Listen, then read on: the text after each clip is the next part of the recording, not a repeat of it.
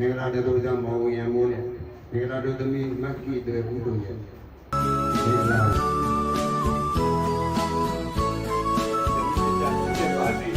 ဘေးရခတ်တဲ့ကင်းငိမ့်ပါလေဒေါသခတ်တဲ့ကင်းငိမ့်ပါလေ